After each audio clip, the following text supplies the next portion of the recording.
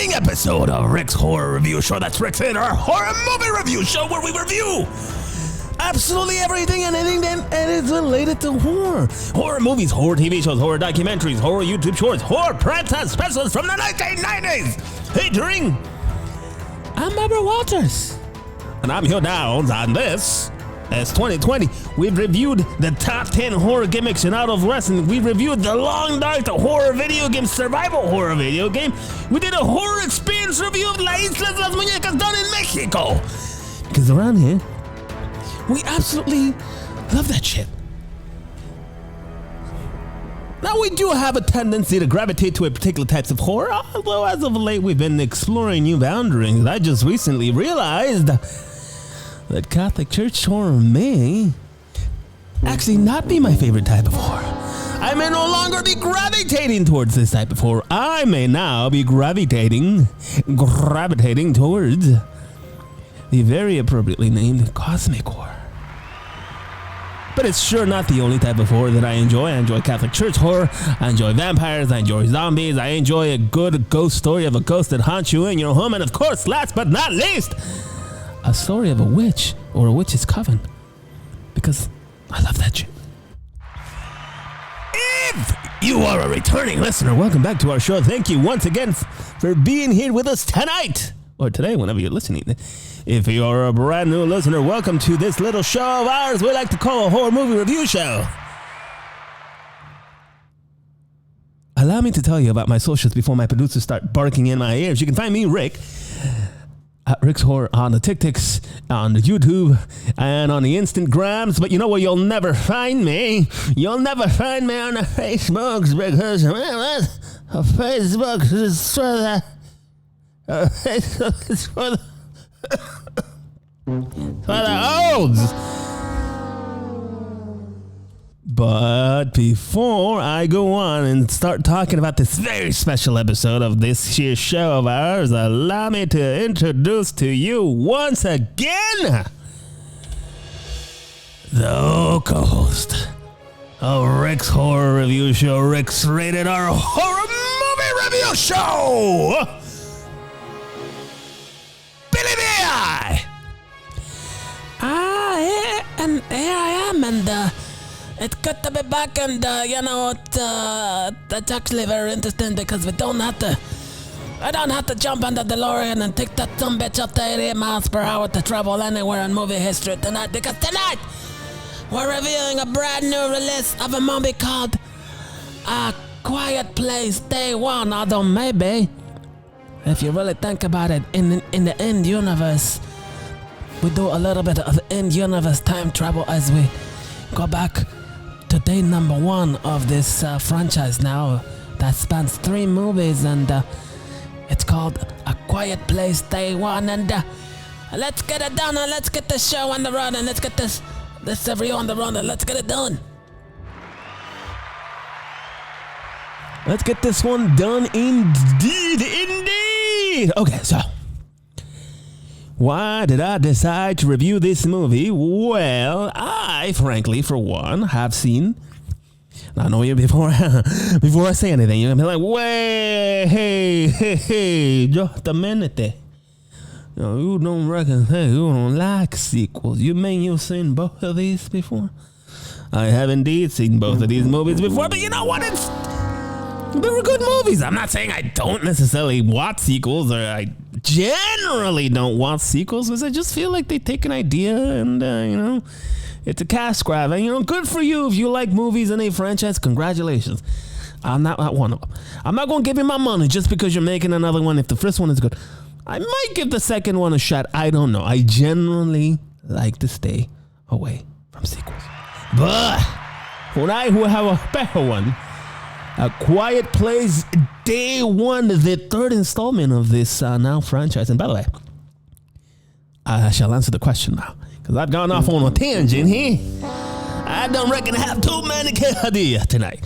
No, well, I'm not necessarily reviewing this because I've seen the first 2. I think that would be what a franchise freak would do. Yeah, I just invented the term. You are a franchise freak. No, The reason why I wanted to watch this film because I really wanted to know the origins of the alien life forms and their technology.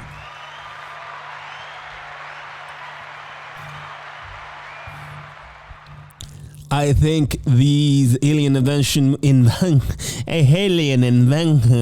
no can speak English tonight. These alien invasion, catastrophic world-ending circumstances type of movies, I do enjoy once in a while. Not all of them, but I do tend to enjoy one here and there. I'm interested in why these creatures left their home planet, their home star. Do they belong to the same solar system that we do, and that kind of stuff. So I was hoping that this film would explore the origins of the creatures, and that's why I decided to watch this movie. And now, and by the way, I'm talking about A Quiet Place Day 1. And if you have not seen this movie, I'm not going to spoil much, or the goal is not to spoil things. If I say some things that just come out, listen, go watch the movie and then listen to this. I'll do my very best. I'll do my very best job to not spoil anything for you tonight, okay? So that's all right. Anyway, now it's time for Fun Film Facts with Billy the AI. Billy?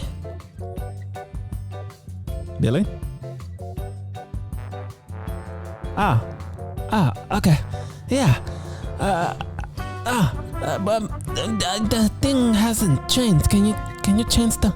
Oh, okay. Well, welcome back to another exciting episode of Four Fun Film Facts with Billy the AI, and I'm your host Billy the AI, and well, here we go. The original title about this movie. Did y'all know that A Quiet Place Day 1 was originally titled something differently during its early development? That's right. It was initially called A Quiet Beginning, but then they changed it to better emphasize the chaotic start of the alien invasion. So, yeah, that's fun fact number 1. And now, we're going on to fun fact number 2. Let me tell you something. The filmmakers really love sneaking in Easter eggs for sharp-eyed fans. In day 1, you might catch glimpses of items and locations from the first 2 movies, tying the stories together in clever ways, and really keep your eyes peeled for those hidden gems. And movie-loving fans really like it when you put in Easter eggs that connect films and really makes films feel like they're part of the same universe, which is kind of the goal of these films anyway. I mean, you're making a franchise, am I right?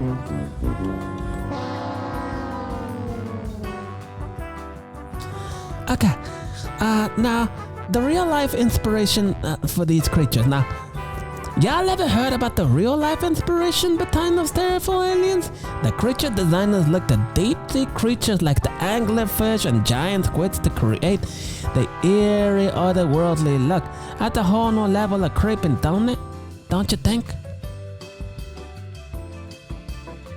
Well, I mean, you look to deep sea creatures to create otherworldly creatures. Doesn't that just mean you're still being inspired by shit from this world, so it really wouldn't be otherworldly?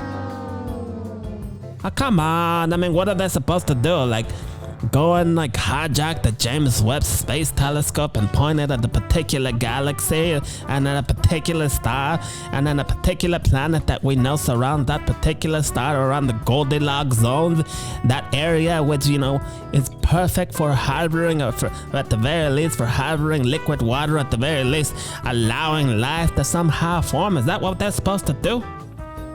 Well, that's oddly specific, but yeah, that's what they should do.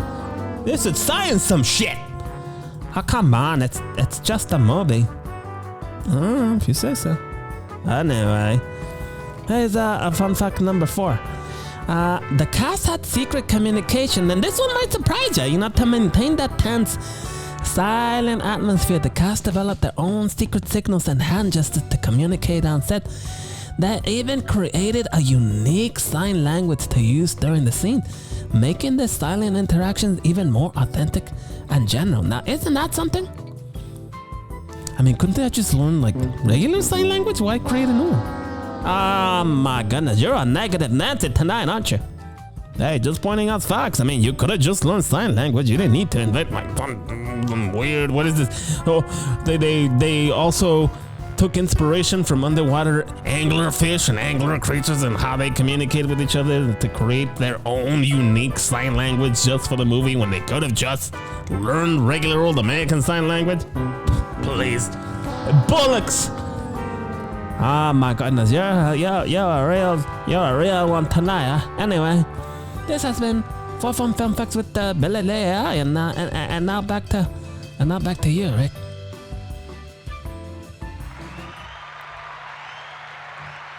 Very well done, though. Very well done. Okay, so what kind of horror film is this?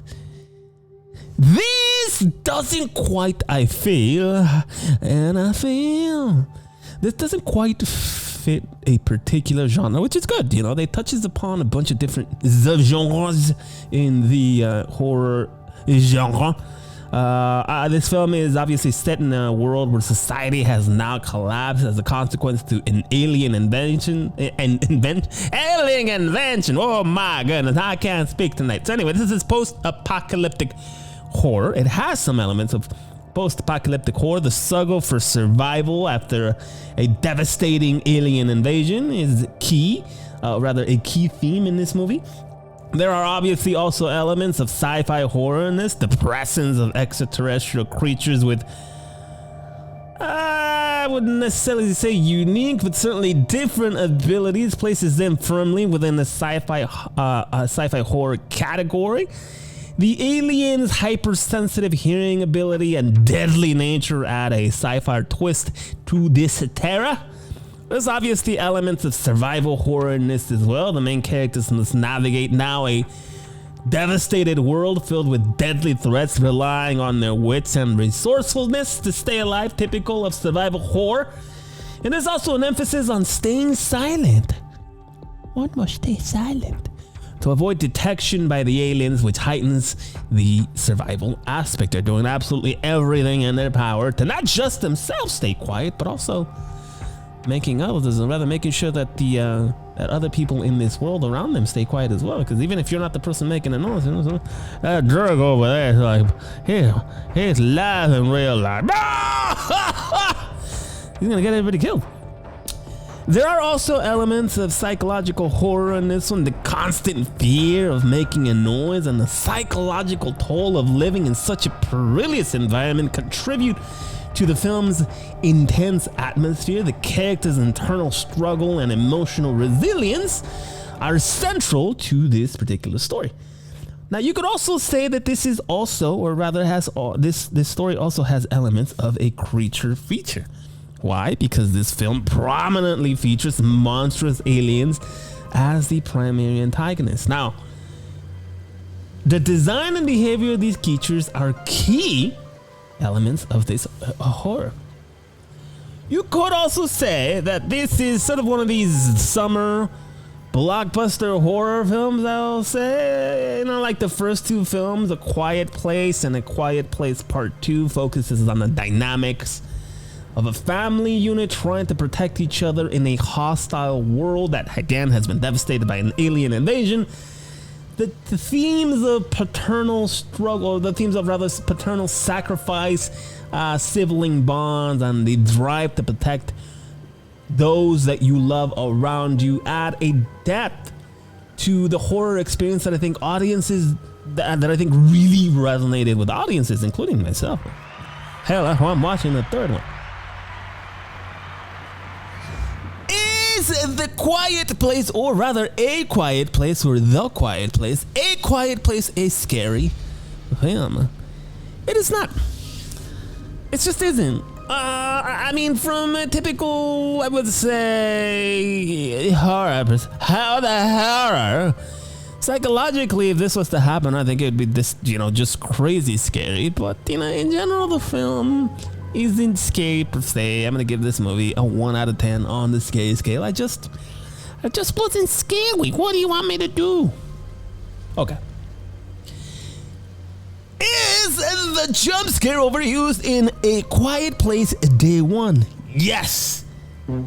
It is used too much. Stop relying on the goddamn jump scare. And I guess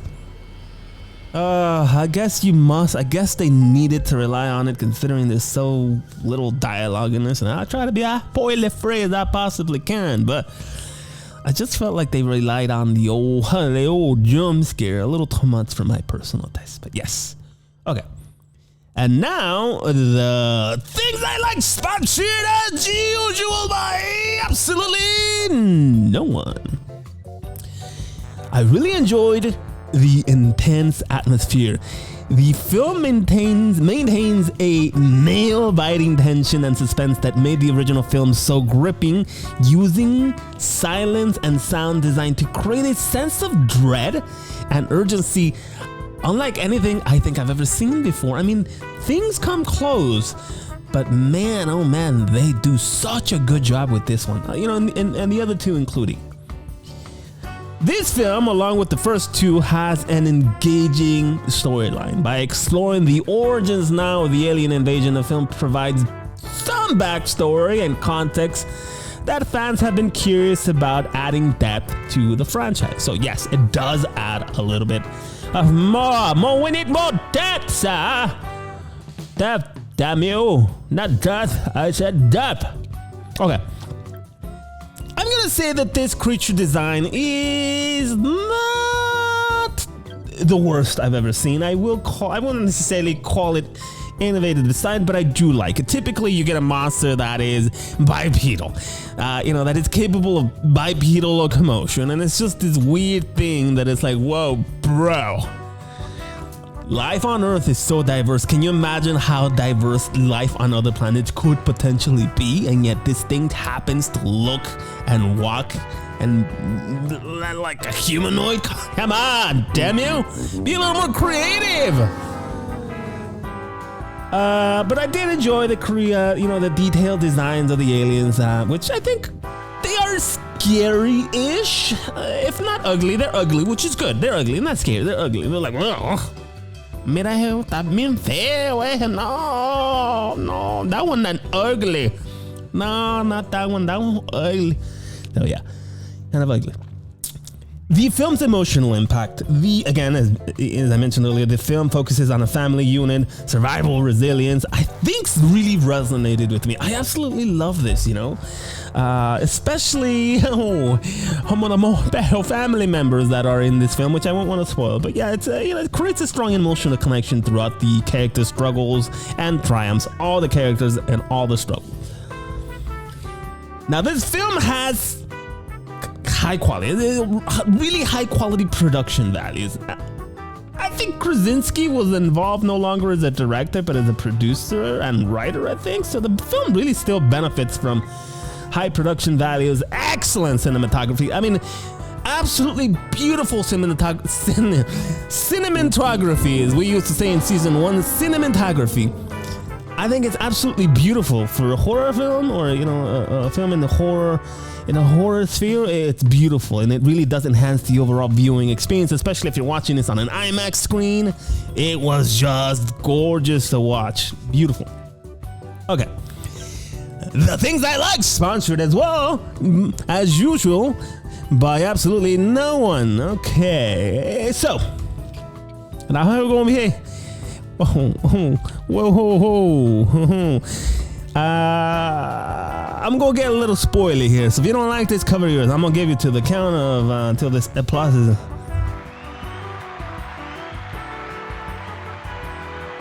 We're gonna get a little spoily. Absolutely nothing is revealed about the creatures, which I absolutely hated, because that's the only reason I wanted to watch this film. Frankly. The reason for their arrival continues to be unknown. Their motivations are unknown. Their technology is unknown. It's just a whole host of unknowns, unknown unknowns, as opposed to known unknowns. I want to know all the unknown unknowns so that I can get a better understanding of this universe, damn it. Damn you! Give me more! So I wasn't satisfied with that, but anyway, yeah. Okay, so, and now, a new segment in the show I like to call Let's Science Some Shit. I'm very curious about where these creatures come from. And so it's very clear to me that these creatures are carbon-based life forms. The creatures in this film, well, at the very least I could say speculative with a high degree of certainty. They appear to be carbon-based life forms given their physical traits, their ability to survive in Earth's atmosphere, and I know carbon is a versatile element that forms the backbone of all known life on Earth due to its ability to create complex and stable molecules. So what this means to me is that if they can survive here, we can survive where they're from. Huh? Again, just inferences here from what's going on here from what I see in the film. Okay, so as far as their anatomical features go, now this is no surprise to anybody. They lack eyes. Now the lack of eyes to me suggests that they evolved in a dark environment, relying entirely on sound for navigating and hunting. This is similar to some deep sea creatures on Earth, like certain species of fish that have reduced or no eyesight, particularly those fish that live, I think what's called in the dark zone, the deep parts of the ocean, the dark zone, or the anglerfish. Have you seen the anglerfish? The anglerfish has that little light bulb. I think, why would it have a light bulb if it can't see? Of course the anglerfish can see. Damn you! You need to get a biologist on the show. Marine biologist. Okay. So these creatures definitely have sensory adaptations, right? So they have the ability to echolocate. So echolocation, they use echolocation similar to bats and dolphins. Now, this allows them to see their environment through sound waves.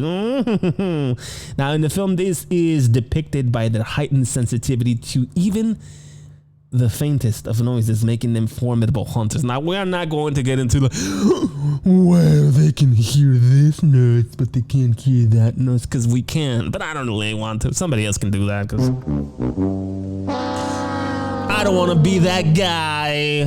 I think this is already enough as it is already. But no, okay, so again, sound sensitivity. They are hypersensitive to hearing organs, which is scientific, or rather they have hypersensitive hearing organs, which again, plausible, as some terrestrial animals such as owls have evolved an incredibly acute sense of hearing to hunt their prey. And the film really amplifies this concept to be, or rather to really be terrifying, to a terrifying degree, I should say, the way that their earring or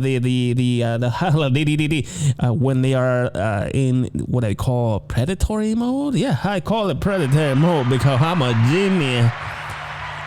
The ear cavity somehow opens up, allowing them to, also creating an antenna around that ear cavity, or that inner ear cavity, to allows them to hear noises more profusely or profoundly.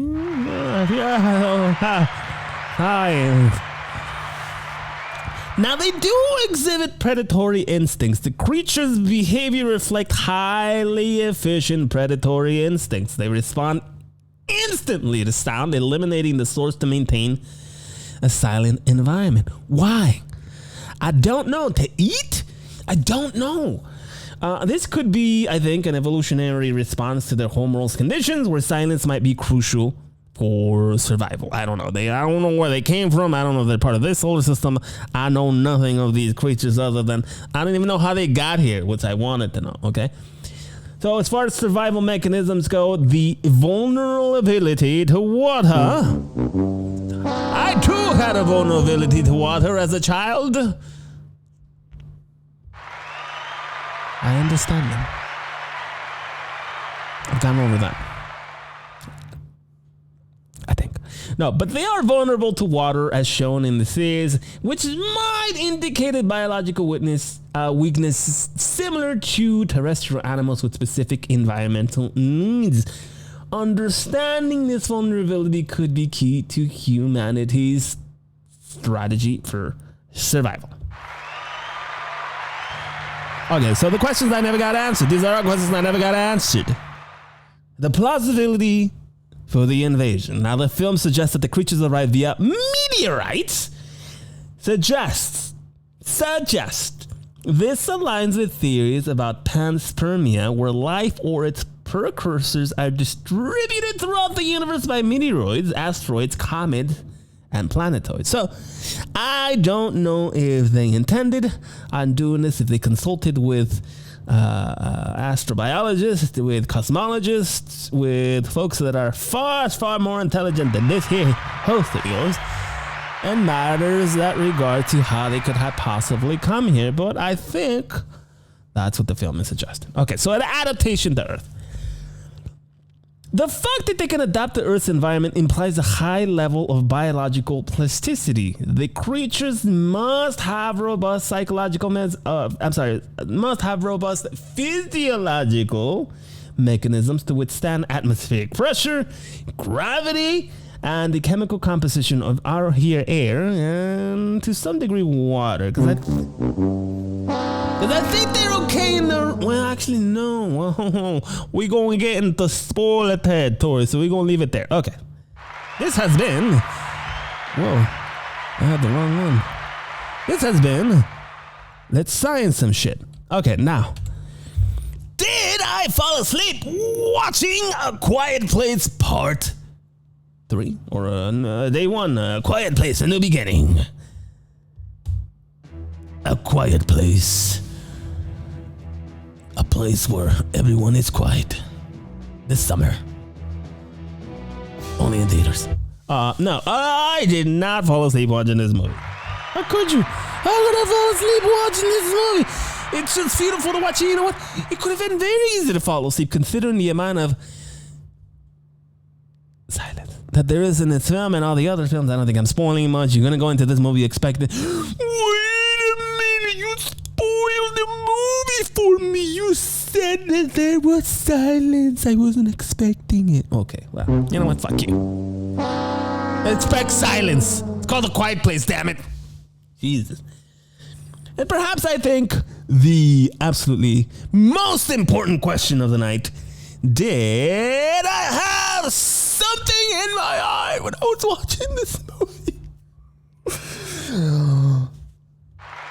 There may have been something in my eyes. Indeed, I do believe there were some things in my eye. I needed to clear that right there near the ending of this movie. Watch for particles from meteorites in the movie theater when you go watch this film.